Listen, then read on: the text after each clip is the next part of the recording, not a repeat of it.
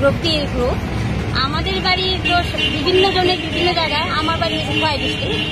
আমি দেখেন বিগত 4 বছর প্রায় হয়ে গেছে আমাদের রাইটিং পরীক্ষা এবং ইন্টারভিউ হয়েছে। তো ইন্টারভিউ হয়ে যাওয়ার পরও এখনো আমাদের রেজাল্ট আউট হচ্ছে না। এই জন্য আমরা সবাই একসাথে জমাতে হয়েছি। আমরা প্রতিবাদ করতে চাই না, আমরা শুধু একটু জানতে চাই যে কবে নাগাদ দেওয়া হবে। আমরা যে গ্রুপ ডি যারা দিয়েছি, কমপ্লিট করেছি, তারা সবাই আমরা ডিপ্রেশনে আছি, খুব ডিপ্রেশনে আছি।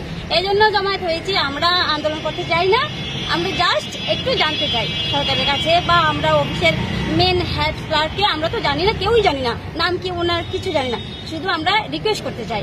নমস্কার। এর আগে তো গ্রুপ সির হয়ে গেল, গ্রুপ সি হয়েছে, তার জন্য তো আমরা এসছি।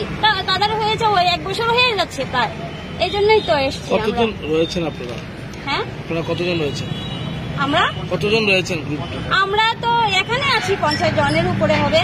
আর আমরা পরীক্ষা দিয়েছি মিনিমাম 12,000 হবে। এই ইন্টারভিউ দিয়েছি। এখানে এসে কোনো কথা হয়েছে আপনাদের সাথে? কারোর কথা হয়েছে?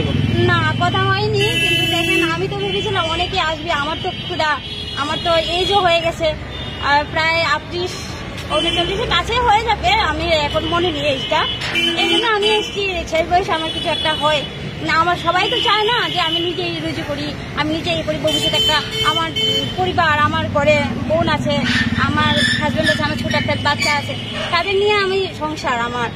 তারা, আমি যদি কিছু না করতে পারি তারা নিয়ে আমি পথে বসতে হবে না ভবিষ্যতে। এখন তো আমি কাজ করতে পারছি, এই জন্য।